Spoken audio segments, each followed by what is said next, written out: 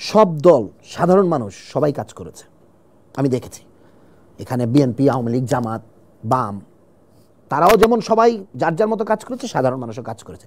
তার মানে আমরা কিন্তু এক হয়ে গেছি। এই জিনিসটা এই মুহূর্তে দরকার। নতুন বাংলাদেশে মনে হচ্ছে দেশটা যেন সবার, যেমনি বন্যায় আপনারা কাজ করছেন। একটা বিষয় যে আপনি বলেন যে রাজনৈতিক বন্যা, কিন্তু ওখানে বাঁধ খুলে না দেওয়ার বিকল্প কি কিছু ছিল? কারণ ওখানেও তো তলিয়ে যেত। অনেকে তো বলছে যে বাঁধ খুলে দেওয়ার বিকল্প কিছু ছিল না। বাঁধ অবশ্যই, তারাও জানে আমরা ভাটিতে, তাদেরকে পানি বৃষ্টি বেশি হলে তারা বাঁধ খুলবেই। বাট আমি এখন এই ঘরটার মধ্যে পানি ঢুকাই দিব, আমি আপনাদেরকে বলবো না যে এখানে এখন পানি আসতেছে, পানি আসবে, আমি তো ওয়ার্নিংটা দিব। আমি যদি ওয়ার্নিংটা না দেই তখন এটা ইটস আনফেয়ার, ইটস ইনজাস্টিস। দুইটা পার্শ্ববর্তী দেশ ভারত এবং বাংলাদেশ, তারা আমাদের থেকে শক্তিশালী, তাদের থেকে আয়তনে বড়, তাদের জনসংখ্যা বেশি, তাদের থেকে শক্তি কম, জনসংখ্যা কম। বাট আমাদের তো নিজেদের স্বার্থে দুইটা দেশের মধ্যে সম্পর্কটা ঠিক রাখতে হবে, তাই না? বাংলাদেশ যদি ডিস্টেবল হয়, ইন্ডিয়ার 7 সিস্টার ডিস্টেবল হয়ে যাবে। তাদের নিজেদের স্বার্থেই আমাদের সাথে তাদের সুসম্পর্ক বজায় রাখাটা উচিত, এবং আমাদেরও তাদের সাথে রাখা উচিত। বাট তারা যদি সবসময় আমাদের সাথে বৈষম্য করে, তারা যদি সবসময় আমাদের দিকে একটা শোষণমূলক আচরণ রাখে, তাহলে তো হবে না। সেই ফেলানি থেকে স্বর্ণা দাস 14 বছরের মেয়েটা যে এই যে বর্ডারে মারা গেল, এগুলো বন্ধ হতে হবে, এগুলো বন্ধ হওয়ার দিন আসছে। আমরা আর কোনো দেশ দ্বারা এভাবে শোষিত হব না। আমরা একটা ইন্ডিপেন্ডেন্ট দেশ হিসেবে মাথা উঁচু করে দাঁড়াবো। That's about it. বৈষম্য বিরোধী ছাত্র আন্দোলনে আপনাকে দেখা গেছে অনেক বেশি সরব, এবং আপনার ভিডিওসগুলো কিন্তু অনেকেই আপনার ক্রেডিট দিয়ে আসলে শেয়ার করছে, আমি সেটা দেখেছি। তো আপনার দেখা, আপনার চোখে দেখা আসলে বৈষম্য বিরোধী ছাত্র আন্দোলনের সবচেয়ে ভয়াবহ কোন ঘটনাটা আপনি নিজের চোখে দেখেছেন?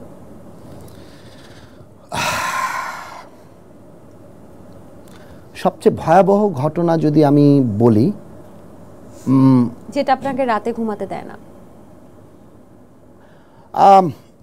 আমি চোখের সামনে গুলি খেয়ে কেউ, মানে ফরচুনেটলি কাউকে গুলি খেয়ে মরতে দেখি নাই, এটা দেখি নাই। আমি সত্যি কথা বলি, ওইটা আমার দেখার সুযোগ হয় নাই, বা আল্লাহ হয়তোবা এটা আমাকে দেখায় নাই, হয়তোবা ভালোই করছে দেখায় নাই। দেখালে কি করতাম জানি না, না দেখি তো ধরেন। তো ভয়াবহর থেকে আমি বলবো যে যেগুলো আমি ধরেন মিডিয়াতে দেখেছি বা ইয়েতে দেখেছি, সবচেয়ে ভয়াবহ, সবচেয়ে ইন্সপায়ার্ড, সবচেয়ে শক্তিশালী সেটা ছিল আবু সাঈদের গুলি খাওয়াটা, যেভাবে সে বুক পেতে গুলি খেয়েছে।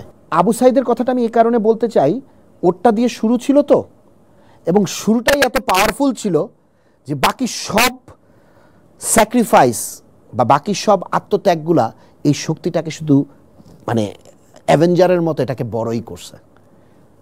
তো আবু সাঈদ যেদিন গুলি খায়, এটা যেদিন দেখিয়ে দিন, আমি বলতেছিলাম যে দ্যাটস ইট, পতনের শুরু এখান থেকেই। ফেরাউন থেকে হাসিনা পর্যন্ত আজ পর্যন্ত কেউ লাশের রাজনীতি করে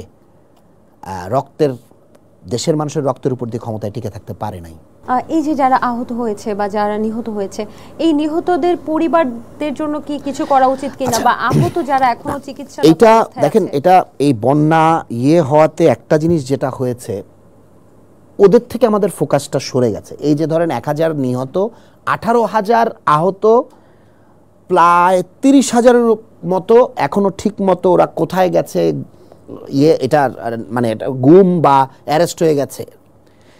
এদের পুনর্বাসনটা খুবই জরুরি, নিহতদের বিচারটা খুবই জরুরি, যারা গুম হয়ে গেছে বা অ্যারেস্ট হয়েছে তাদেরকে ফিরিয়ে আনাটা খুবই জরুরি। সো বাট সবচেয়ে বেশি প্রায়োরিটি সেটা হচ্ছে যারা এই মুহূর্তে হসপিটালগুলোতে আহত অবস্থায় বা বাসায় আহত অবস্থায় আছে, তাদেরকে ডেটাবেজের মধ্যে এনে তাদের কাছে সাহায্যটা পৌঁছানো, তাদের পুনর্বাসনটা ঠিক মতো করা। এটা যদি আমরা না করতে পারি, তাহলে এই আন্দোলনের যে মেরুদণ্ডটা, সেটাকে আমরা ডিসরেসপেক্ট করব। আচ্ছা, এটা আমার কাছে মনে হয়। বলা হচ্ছে দ্বিতীয় স্বাধীনতা, তো আমরা মুক্তিযুদ্ধের পরে দেখেছি যে মুক্তিযোদ্ধা সার্টিফিকেট পেয়েছে। আপনার কি মনে হয় যে এখানে যারা যুদ্ধ করেছে তাদেরও সার্টিফিকেট পাওয়া উচিত?